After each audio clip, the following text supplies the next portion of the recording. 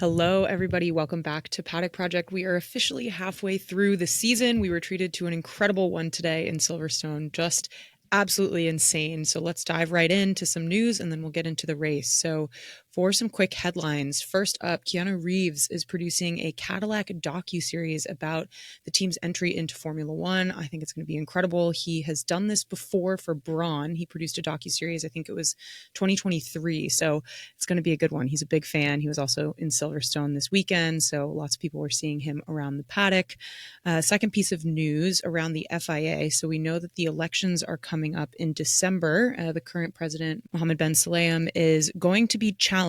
As a reminder, Carlos Sainz Sr., who had announced his potential bid, has since said that he will not be running, but we have a new person entering the chat, Tim Mayer. He was a steward for 15 years across F1, WEC, other series, but he did get fired from the FIA. He was part of the stewards panel that punished the U.S. Grand Prix organizers last year for a track invasion. So that caused them a $500,000 fine amid that fallout with the FIA. He was fired, and he believes that that was an act of retaliation.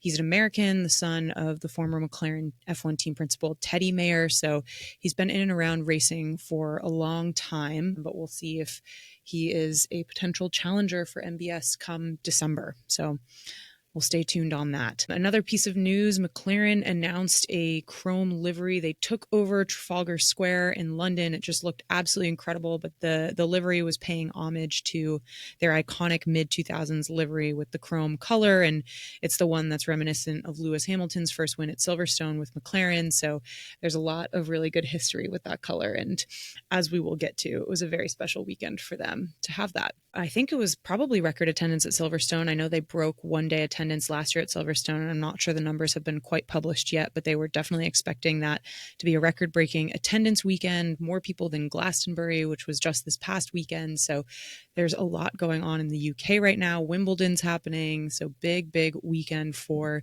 the UK and lots going on there. But let's dive into the race. A quick in case you missed it. So the only big notable thing from practice was Ollie Berman, who crashed under red flag conditions in practice, and the stewards gave him a 10-place grid drop and then 4 penalty points, which is really tough on his super license. And so he just called that an unfortunate, silly mistake.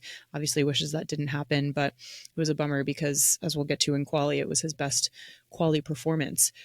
For quali, so in Q1, the major incident was Franco Colapinto causing a red flag. Out we had Colapinto, Hulkenberg, who started P19, and we'll get to that, Lance Stroll, Gabriel Bortoleto, and Liam Lawson. For Q2, Max and Oscar, this was crazy. They set the exact same time at one point, which is, I think the announcers were even like, how does that even happen when they're in totally different cars, different machinery, different power units, like the whole thing. It's just always crazy when that happens. Out in Q2, we had Carlos Sainz, Tsunoda, Ocon, Isaac Hadjar, and Alex Albon. Q3, we had 7 constructors, really exciting, and Max just set an electric pole out of nowhere. We really thought it was going to be one of the McLarens, but Max came out of nowhere and grabbed it, especially after complaining on the radio a lot about the car. But either he's able to do just inhuman things with that car, or maybe it's not as bad as he lets on the radio. I did a poll on Instagram, and you all seem to think that he's just inhuman and doing crazy things with it, which I think is probably fair. But then we had Oscar P2, Lando P3, then George, and then Lewis starting P5. It's a bummer. I thought maybe Lewis was going to be able to start a little bit higher than he did, but still good to start P5, and only the 3rd time this year that Lewis has outperformed Charles in quali. But it was fun in Q3 to see the top 6, I think, separated by only 0.2 of a second. So always crazy when there's that small of a gap.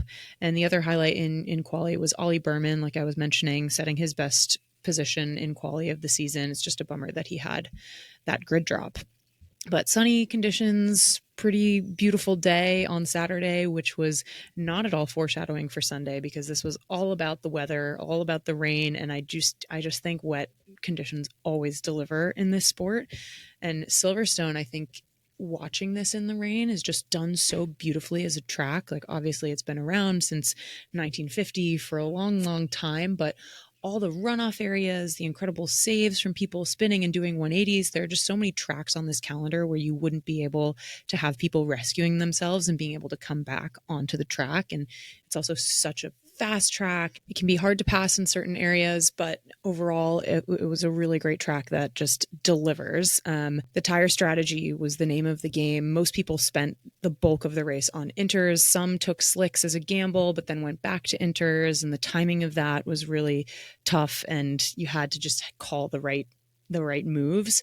There was a safety car to neutralize the race for several laps when the rain just got too intense. Oscar, then another highlight or low light, I guess, is because of that safety car on the second restart, Oscar slammed on the brakes at the restart just as the safety car lights were turning off, and that gave him a 10-second time penalty. I think because of the conditions, it was just a dangerous situation, which we'll get to in a second, but that was unfortunate. So that dropped him back 10 seconds, which he served in his pit stop. It wasn't related, but it was right after. Max, who was P2 at the time, then spun at the restart, fell all the way back to 10th. And he was just really struggling with the low downforce setup, was not at all a happy camper, but managed to fight his way back up into 5th place, which was good.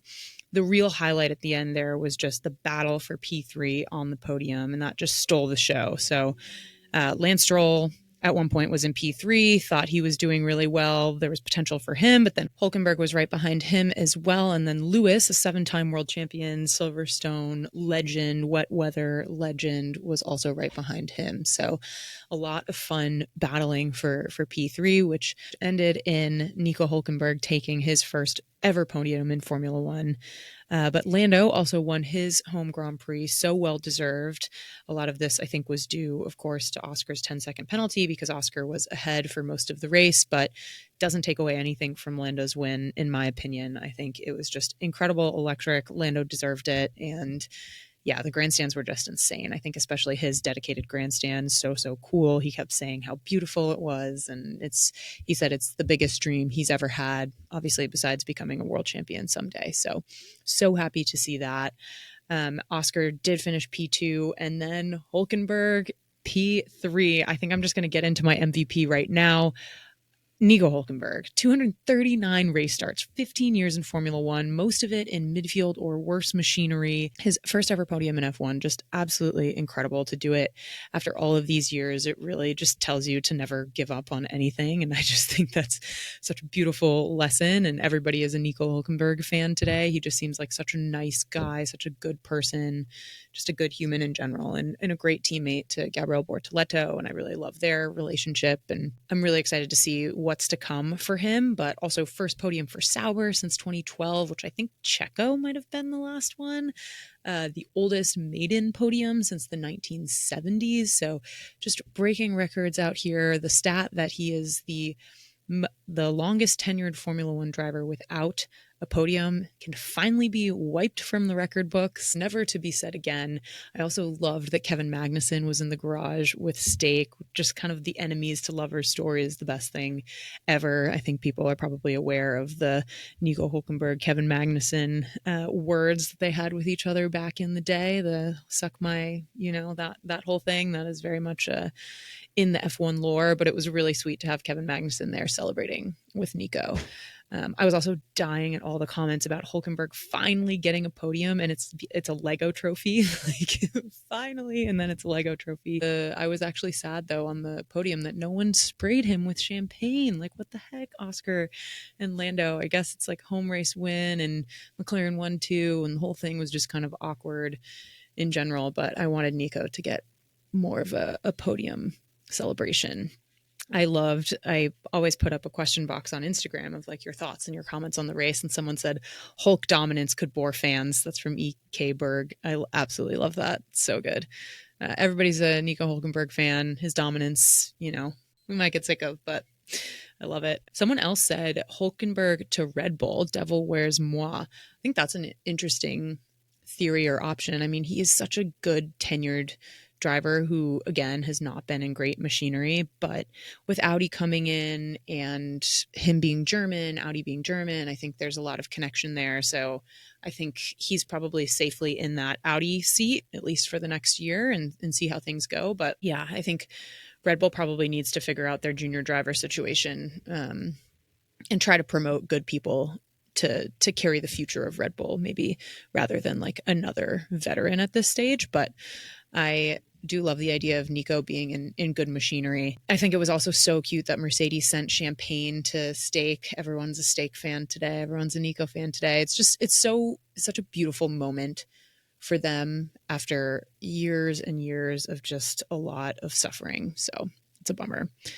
Can we also talk about how awkward that cooldown room was? It was actually insane. I think we'll talk about the whole Oscar Piastri of it all, but it was just so awkward watching them, and Oscar was just in like such a bad mood, and it wasn't super celebratory for Nico, and then also Lando was just kind of like a sour thing.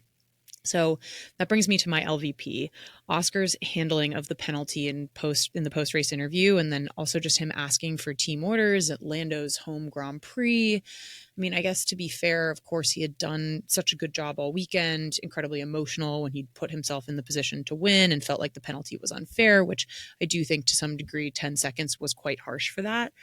But I was really surprised. It felt out of character for Oscar to be acting in that way. You usually just see him cool, calm, and collected. If things don't go his way, he just continues on and just tries to put his head down. And that was not at all his approach to this race. It was, poor me. Why did I get this penalty? It's not fair. Can we swap the positions and then race it out with Lando, who's like now leading his home Grand Prix? And then in the post-race interview, just being like, I can't talk about it because I am going to get myself in trouble otherwise. So it was just not characteristic of him, I thought. And I get emotions are running high and he felt like he deserved it. But I don't know, that I guess the championship is so tight that he's stressed and there's a lot of pressure, but it felt out of character for him. And I didn't love the way that was handled. I appreciated that he got out of the car and congratulated Lando after they both got out of the car. That was nice. And, shouldn't be any hard feelings towards Lando because he deserved that win and it wasn't his fault that Oscar got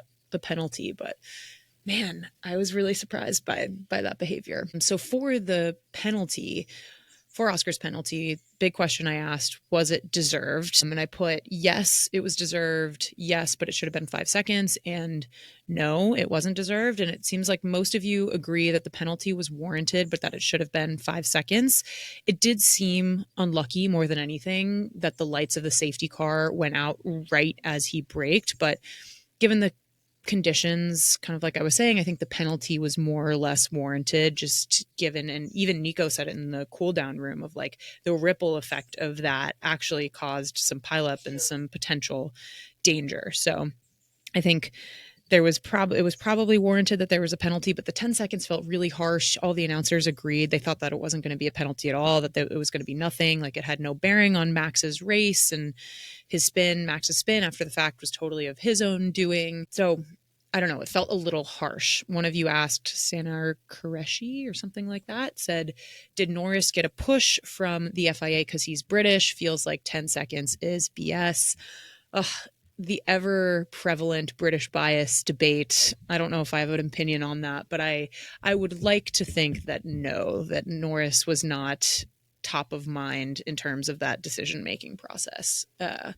So no, I hope not. I don't think so, but it did feel quite harsh. So unclear. Another question you all had was what happened to Carlos Sainz? He dropped off out of nowhere. And then hot take, but maybe Sainz should have gone with the Sauber Audi option from Scoot Tifosi. Now that's an interesting question. I hadn't really thought of that, but I do think that Williams has proven, outside of some of the reliability issues, that they really are on the up. It's a long-term project. They're focused on the 2026 car. Like, let's see what happens.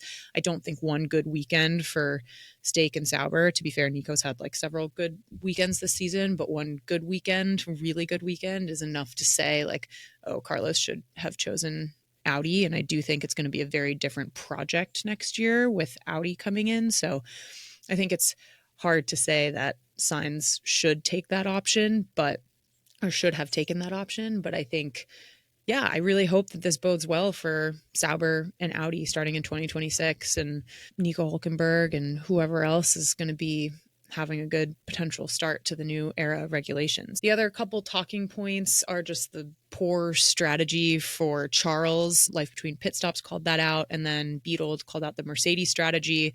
Yeah, it was pretty brutal all around, but to be fair, Russell asked for those slicks, and he's probably listening back to that radio or thinking back on it and being like, what was I thinking? Because he was like, let's just try it. And it was clearly too early. Alonso had already gone onto the slicks, which it was a bit of a gamble. It just showed that it was too early to go onto those tires. But I guess Russell was running P7 at the time. So what can you do? I mean, there's not like a ton to be fighting for in that position, I guess. So I thought maybe taking a gamble could have paid off. Unfortunately, it just didn't. So yeah, a little bit of a short one today because I am traveling, but let's get into the standings. And then I'm sure there will be more to talk about as the week goes on. But just an incredible Grand Prix. So for drivers, we have Oscar Piastri 234, Norris 226. So they are only 8 points apart. It is just getting very, very close. Verstappen 165, George Russell 147, Leclerc 119, Hamilton 103. And then it drops off pretty significantly to Antonelli at 63, Albon 46, Hulkenberg 37, and Ocon 23. So that's your top 10.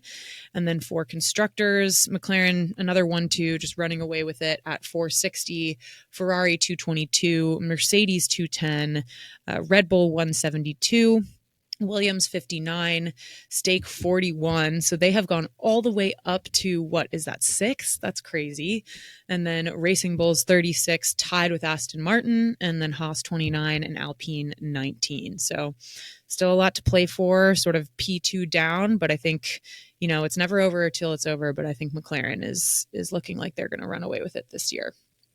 All right. Well, that was the British Grand Prix recap, short and sweet. I know there's probably much more to talk about, but gotta run, unfortunately, and just absolutely love this race and so excited for what's to come next. I hope the drivers enjoy a little bit of a break in the meantime.